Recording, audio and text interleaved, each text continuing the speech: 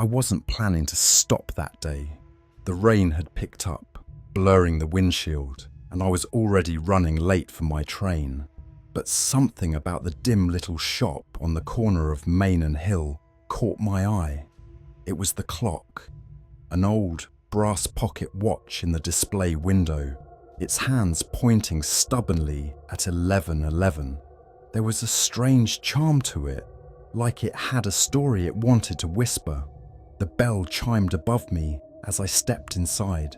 The place smelled like aged paper, varnish, and something else. A hint of something metallic, maybe even blood, though I shook the thought from my head. The shopkeeper, a man in his late 60s with too many wrinkles for his age, didn't say a word as I approached the display. "That one?" he said finally. "It doesn't tick, you know. Stopped long ago, but it chooses its owner." He wrapped it in dark velvet without asking for payment. I didn't even question it. Maybe it was his odd tone, or maybe the way he smiled. Not with kindness, but like he knew something I didn't. "Just don't wind it," he said, his voice low and cracked. "Never." I laughed nervously, thanked him, and ran out into the rain. The watch felt heavier than it should in my coat pocket, almost pulsing with a strange warmth. That night, I showed it to my wife. "It's beautiful," she whispered, running her fingers along the ornate carvings. Then she frowned. "But why is it warm?" I left it on my nightstand. At 3:12 a.m., I woke up with a jolt. I didn't know why at first. No noise. No dream I could remember. But something was off. The house was too quiet, even for the dead of night. My wife lay frozen beside me, eyes open, unblinking. I shouted her name. Nothing. I touched her shoulder, stone cold. I panicked, shook her hard. And then, just as suddenly, she gasped like surfacing from deep water. Why did you stop the clock?" she whispered, trembling. I turned to the nightstand. The watch was ticking, loudly, rhythmically. I swear it hadn't been before. I picked it up, my hands shaking. The hands still pointed at 11:11, but it sounded alive. It ticked with purpose, with intention. We barely slept. The next morning I tried to forget it. I tossed the watch in a drawer and went to work. But all day, the ticking followed me, faint, as if coming from the walls. I asked my co-workers if they heard it. They didn't. They looked at me like I was cracking. Maybe I was. Days passed, and something changed. My memories grew foggy. I'd look at the clock and swear hours had passed in seconds. I'd sit down to dinner, blink, and it would be morning. My wife started writing things down to keep track. Names, dates, conversations. She said I repeated myself, said I was talking to people in my sleep. One night she recorded me. I didn't want to listen to it, but curiosity won. My voice, but different, hollow, saying the same thing over and over. "Don't wind it, don't wind it, don't." Then silence. Then a laugh that wasn't mine. I looked into the mirror and didn't recognize myself. My eyes, they were duller. The bags under them were dark purple. My skin pale. I tried to brush it off as stress, but inside I felt watched. Not by something around me, but from within. That evening, the watch went missing. I searched everywhere. Then I found it. In the bathroom, beneath the sink. I didn't put it there. My wife swore she didn't either. And the ticking, louder now, almost mocking.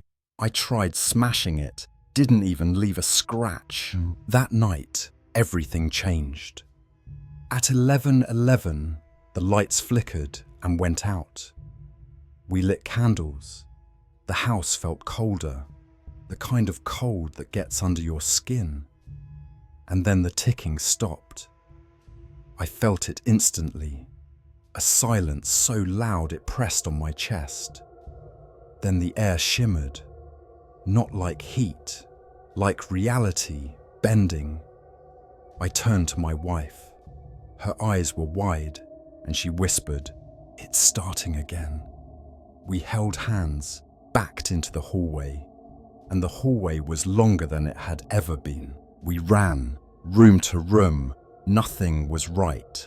Furniture shifted, walls stretched, clocks spun wildly. All hands frozen at 11:11. We tried the front door. It opened to blackness. Not night, nothingness. We screamed. No echo. Then, in the middle of the living room, the watch appeared, floating, spinning, and ticking again. A voice spoke. No mouth, just sound. Every hour it lives, one soul stays behind. You wound it, now it winds you. I grabbed it desperate, tried opening the back. The moment I did, the world snapped like elastic. I was outside the antique shop again, rain falling, hand empty. I ran home, but something was wrong. My wife didn't know me. The house was decorated differently. Photos on the wall showed a man with my face, but not me. And the clock on the mantle, ticking at 11:11. I left, wandered for days. No one recognized me. No ID, no records. Like I never existed. And last night, I saw the antique shop again. Same old sign, same dusty window. And there, in the display, the watch. It was ticking, and it was waiting.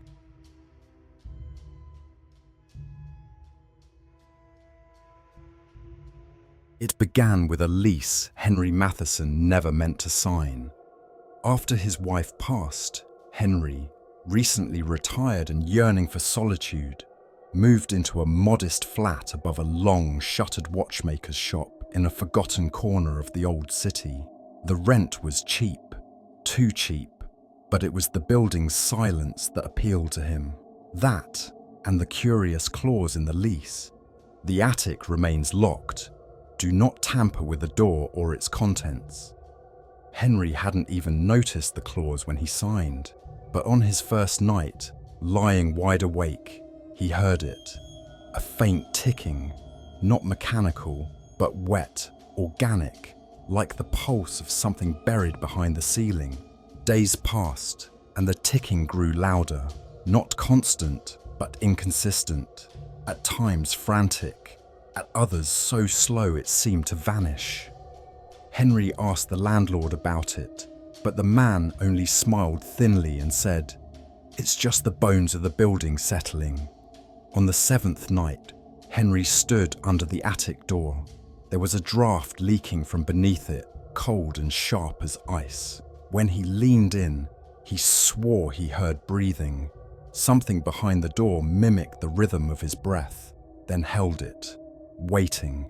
That night, his bedroom clock spun backward for 5 minutes before returning to normal. His dreams were haunted by disjointed memories of places he'd never been, and people who called him by names he didn't recognize. It became unbearable.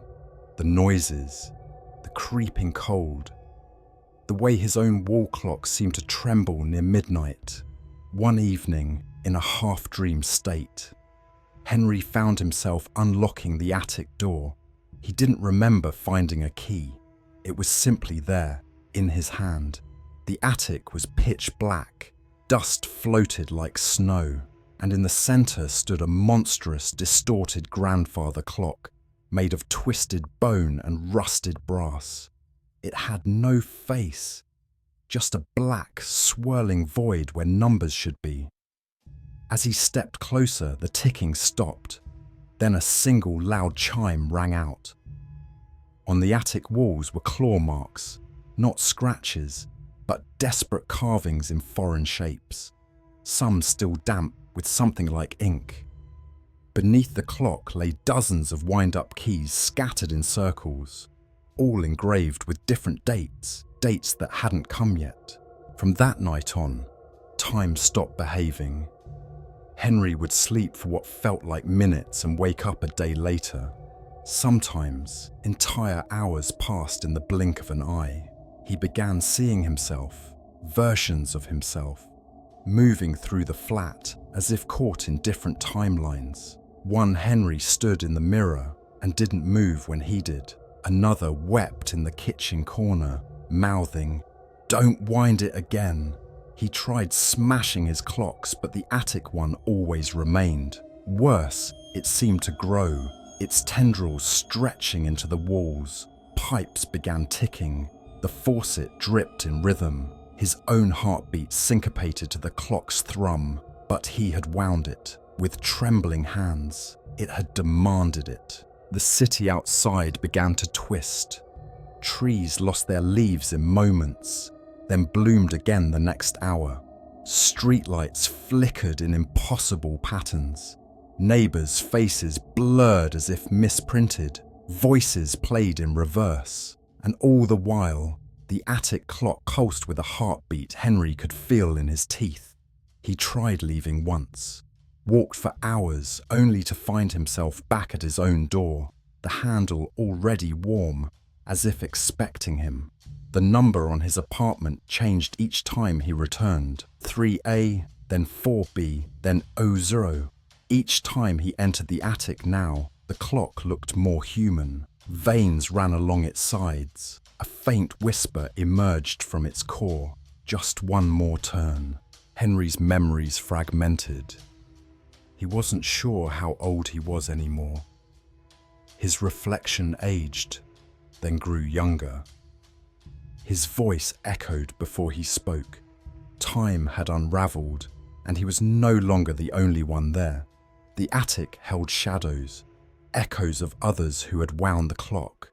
A little girl with empty eyes, an old man whose skin sloughed off like ash, a woman screaming endlessly in reverse. One of them, perhaps a version of himself, said, "It feeds on hours you'll never live. It rewinds your soul until you forget who you were." Henry found a journal with his handwriting, dated 3 years into the future. It spoke of the 13th chime, and how once it struck, there would be no more Henrys left to rewind. On the final night, Henry sat facing the clock. His skin was pale, his veins mapped in time's ink. The clock had grown limbs, skeletal arms that twitched when he blinked. He wound it one last time. The pendulum stopped. A silence, deep and pressurized, swallowed the room. The air screamed. Then came the 13th chime. With it, reality cracked. The floor beneath him peeled into ribbons of past and future. He saw himself as a child, as an old man, as something in between, all at once. And then he was gone. A demolition crew clearing the alley found no foundation, only soil and warped glass shards. But among the rubble lay one thing untouched. A rusted brass pendulum, still warm to the touch, ticking once every hour. No one could explain it.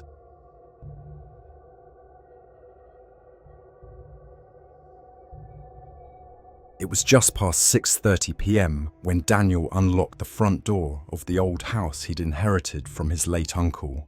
The air inside was colder than outside, unnaturally so. The house had been empty for over a year, ever since his uncle's sudden and strange death. Daniel had never visited much in the past. His uncle was a reclusive watchmaker who lived alone, surrounded by ticking clocks of all shapes and sizes. But Daniel had recently been laid off. Desperate for a fresh start, he'd moved in, planning to sell most of the clocks and maybe even the house. He didn't remember it being this quiet. The eerie thing was, there were no ticking sounds. Not one. All the clocks were perfectly intact, arranged meticulously across the living room walls, shelves, even the ceiling, but not a single hand moved. Later that night, as he was unpacking, he heard the first sound, a faint tick. He paused, looking around the room. "That's odd," he muttered, approaching the large grandfather clock that stood near the fireplace.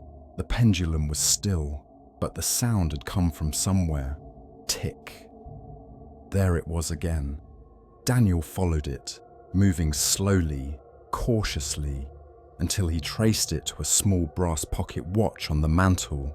The strange part, he was sure it hadn't been there earlier. He picked it up.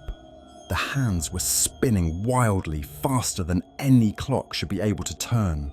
The ticking grew louder, sharper, more frantic. Then it stopped completely. Daniel blinked. At that moment, all the other clocks in the house began ticking at once. The sound was deafening, like standing in a storm of time itself. He dropped the pocket watch instinctively, backing away. When it hit the wooden floor, the ticking stopped again. Silence returned, but something felt different. The air had shifted. He could swear the room looked older. That night he had a dream. He was standing in the living room, but it was the past. He saw his uncle working feverishly at the desk, eyes wide with panic, trying to disassemble a clock that seemed to scream with every tick. Daniel awoke with a gasp. Sweat drenched his shirt. It was 3:33 a.m. All the clocks in the house were now synchronized to that exact time, even the ones without batteries, even the broken ones. His hands trembled. "Nope, nope, this is some kind of prank," he said out loud, trying to convince himself. He decided to get rid of the clocks first thing in the morning. But when dawn came, and he went to the living room, all the clocks were gone, every single one. The shelves were empty. Only the pocket watch remained, sitting neatly in the middle of the floor. He ran to the front door. It wouldn't open. Neither did the windows. He felt like he was suffocating. The air was thicker now, heavier, like time itself was pressing down on him. Then he heard a whisper, faint but unmistakable. "Fix it, or be trapped forever." Desperate, Daniel opened the pocket watch again. Inside, instead of gears, there was a tiny folded piece of paper. He carefully pulled it out. It was a blueprint, a diagram of a clock, one he had never seen before. Or had he? The design looked familiar. He remembered it from the dream. His uncle had tried to build it, or destroy it. Daniel had no choice. He gathered the few tools left behind and started assembling it. The parts were scattered throughout the house, hidden inside the walls, behind old portraits, even in the floorboards. It was like his uncle had dismantled it piece by piece and buried it around the house. With every piece he added, the house seemed to warp. Shadows grew longer, lights dimmed without flickering. The walls pulsed like they were breathing. His reflection in the mirror looked older, thinner, more worn. But Daniel couldn't stop. Something compelled him. Maybe the whisper, maybe his own obsession.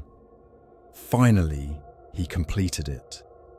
A strange, almost organic-looking clock with twisting metal vines and a glass heart that ticked like a pulse. The moment he set it on the table, the house fell silent again. Time resumed. The windows opened. The front door unlocked. But Daniel didn't leave. He sat down in front of the strange clock, staring at it. There was a calmness in him, an eerie acceptance. His hands reached for the pocket watch again. As he opened it, the hands spun wildly once more. His eyes glazed over. Now, he's the one who maintains the time. Some say if you walk past that house, you'll hear ticking from inside. Just one clock. And if you step closer, You might see someone watching through the window, but it won't be Daniel. Not anymore.